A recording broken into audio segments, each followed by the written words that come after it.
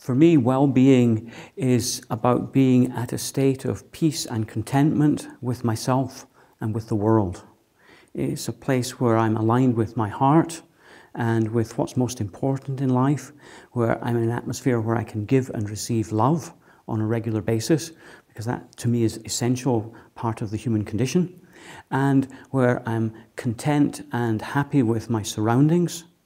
And for me in particular, well-being has a lot to do with contact with nature, because I believe that is the essential birthright of all human beings, and many of us in the world today are deprived of that because we grow up in urban environments and all we might have is one tiny little rose in the garden or a town park with a handful of trees in it. For me, trees provide a deep source of nourishment, and I think that's true for many people.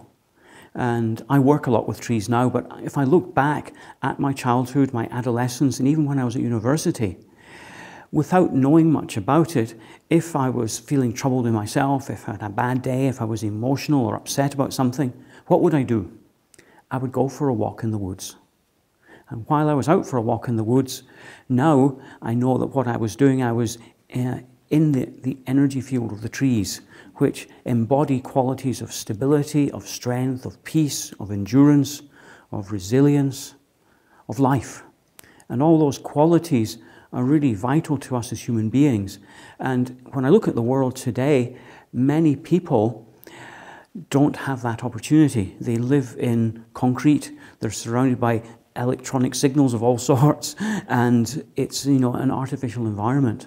For me, the connection between my work and my own state of personal well-being is like two sides of the same coin.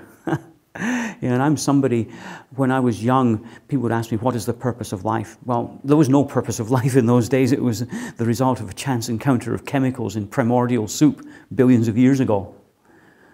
I no longer believe that. I feel that I've come into this life with a purpose, which has two aspects to it.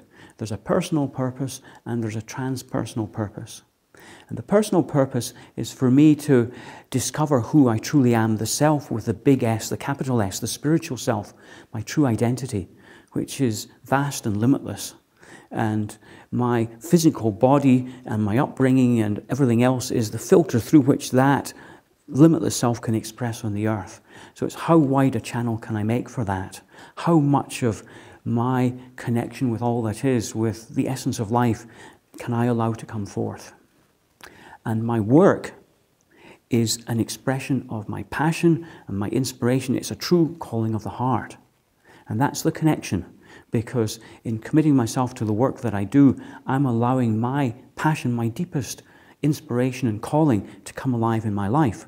And that propels me forward on this path of discovering myself, what's most important for me, and what skills and qualities, talents and attributes do I have that I can bring forth. Fundamental to my work and fundamental to the place where I live, which is the Findhorn community in Scotland, is the premise that life is about learning to love. It's about expressing love. And by that I don't just mean getting into bed with somebody from the other sex. I mean about the full qualities of the heart, the depth of love which a parent has for a child, or somebody has for their pet, or anything like that. It's bringing that depth of love into all aspects of our daily experience. And at Findhorn we have, it's almost a cliche, we say work is love in action. So instead of work being what you do to get a paycheck at the end of the month, work is about expressing the highest qualities of the heart. And what I've found through my own experience is that everything in the world responds positively to love. So nature responds to love. And the act of giving love, to me, is one of the crucial steps towards the state of well-being that we've been talking about. A state of well-being is one in which, for me, love is manifest. And many people, perhaps everybody in the world, is genetically imprinted with what the American conservationist Edward O. Wilson has described biophilia, the innate love of nature. That is intrinsic to being human. It's the wonder of seeing a flower open in spring, the wonder of seeing a cheetah racing fast to catch an antelope, the wonder of a coral reef.